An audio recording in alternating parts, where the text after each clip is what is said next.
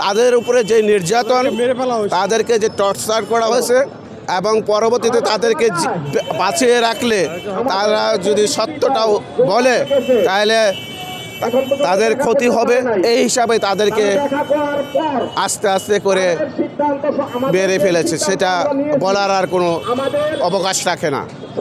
আমি নায়ক বিডিআর রতন কুমার। আমি 2009 সালে পিলখানা যখন হত্যাকাণ্ড সংঘটিত হয় তখন আমি ছিলাম চট্টগ্রাম সাতকানিয়া বাইতুল ইজ্জতে একজন ক্ষুদ্রস্ত্র প্রশিক্ষক হিসাবে। আমরা 2025 এবং 26 তারিখ যখন পিলখানা হত্যাযজ্ঞ সংঘটিত হয় এই ব্যাপারে আমরা তখন কিছুই জানতাম না। অলরেডি 25 তারিখ পর্যন্ত আমরা কিছুই জানি নাই। 26 তারিখ আমাদেরকে 9:30টার দিকে আমাদের ঊর্ধ্বতন কর্মকর্তা নির্দেশে আমি অস্ত্র প্রশিক্ষক দিচ্ছিলাম। SMG খোলাজোড়া একটা ক্লাস ছিল, সেই ক্লাসে আমি ছিলাম। তখন আমাকে বলে যে তোমরা অস্ত্র গুলা বারুদ সমস্ত কোর্টে জমা করে দাও। তখন পরস্পর জানতে পারলাম যে প্রশিক্ষণ চলতেছে, এই মুহূর্তে অস্ত্রগুলি জমা করতে বললো কেন, কারণটা কি? তখন জানতে পারলাম যে পিলখানা এই ধরনের ঘটনা ঘটতেছে। যাক, তখন জমা দিয়ে আসার পরে কিছুক্ষণ আমরা গ্রাউন্ডে অপেক্ষমান থাকি, ছাত্রদেরকে বসে আলাপ আলোচনা করতে থাকি। এমন মুহূর্তে কিছুক্ষণ পরেই দেখি অফিসারদেরকে গাড়ি এসে তাদের ড্রাইভাররা তাদেরকে নিয়ে ইউনিটের বাহিরে চলে যায়। অথচ আমাদেরকে যখন অফিসাররা বাহিরে চলে যায় এই সময় আমাদেরকে কিছুই বলে নাই যে তোমরা কই যাচ্ছে, কি আসে, বিষয় কিছু বলে নাই। পরক্ষণে আধা ঘন্টা বা 20 মিনিট হবে, এই মুহূর্তে ফায়ারের শব্দ শুনতে পাই এবং বাহিরে মাইকিং করতে থাকে যে সেনাবাহিনী আমাদেরকে ঘেরাও করে ফেলেছে। আর তখন যখন এই কথা শুনতে পাই এবং যখন গুলির শব্দ, তখন আমরা যে রিক্রুট প্রশিক্ষণ দিচ্ছিলাম তখন একটা 76তম বেস, এই বেসের রিক্রুট তারা তো অবুঝ শিশু, মাত্র নতুন, তারা প্রশিক্ষণ নিচ্ছে। তো তারা তো এলোমেলো ছুটাছুটি করবে, তাদের জীবনের তো ভয় আছে। তারা যখন এলোমেলো হয়ে ছুটাছুটি করছে এতটুকুই। পরবর্তীতে ইনভেস্টিগেশন করছে আইসা যে আমার উপরে দায় চাপাইছে, যা তুমি একজন অধিনায়ক, তোমার অধীনস্থ সৈনিকদেরকে নিয়ন্ত্রণে রাখতে ব্যর্থ হয়েছ। 2 নম্বর অভিযুক্ত হয়েছে বিদ্রোহ চলাকালীন তুমি নীরবতা ভূমিকা পালন করছো। কিন্তু এই যে কথাগুলি আদালতে আমাদেরকে বলছে, কিন্তু আমাদেরকে বলার কোনো কথা সুযোগ দেয় নেই, কারণ সে আদালত ছিল একটা বানোয়াটি নাট্য মঞ্চ। নাটকের যে মঞ্চ তার চেয়েও নিকৃষ্টতম। যে আদালতের বিচারক ছিল সেনা অফিসার, পিপি ছিল সেনা অফিসার, উকিল ছিল সেনা অফিসার।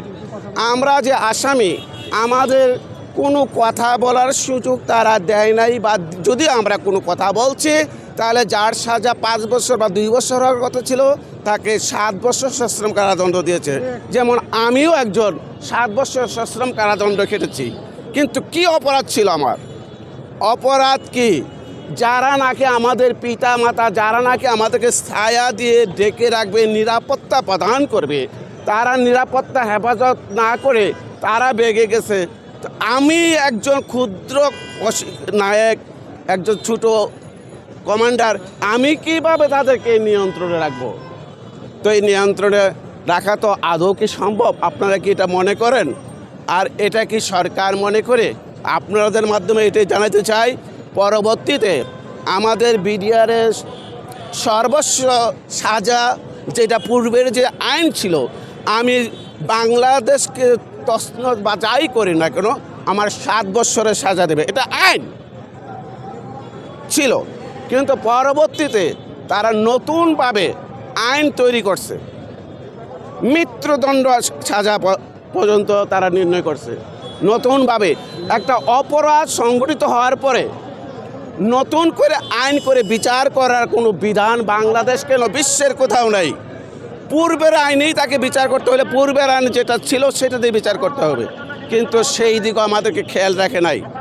আর আমরা এই যে নিরপরাধ আমরা আজকে সর্বোচ্চ হারে রাস্তায় রাস্তায় ঘুরে বেড়াচ্ছি।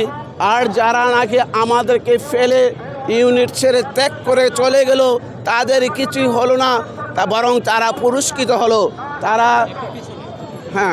পুরস্কৃত হয়েছে। কিন্তু আমরা পেয়েছি কি ধিক্কার, জেল, 7 বছর জেল খেটেছি। এর চেয়ে আর দুঃখের কি আছে? আমার জীবনে একবারে তছনছ হয়ে গেছে। তা আপনাদের মাধ্যমে আমি এতটুকু বলতে চাই। ওস্তাদ, আমাদের ব্যাচটাও যে বাদ দিয়ে দিচ্ছে ব্যাপারে এবং এই যে ৭৬তম ব্যাচ যেটা প্রশিক্ষণ দিচ্ছিলাম, তাদেরকে কি করলো, ক্রমান্বয়ে তাদেরকে পুনরায় চাকরিতে ডাকবে বলে, যে এখন একটা বিশৃঙ্খলা সৃষ্টি হয়েছে, যেহেতু তোমাদেরকে আমরা পুনরায় আবার ডাকবো এই বলে 50 জন, 20 জন, 30 জন করে ক্রমান্বয়ে একসাথে না, আস্তে আস্তে করে তাদেরকে বাড়িতে পাঠিয়ে দিল। এবং পরবর্তীতে তাদেরকেও আর কোথাও চাকরি করার সুযোগ তারা পায় নাই বা দেয় নাই। ৭৬তম ব্যাচ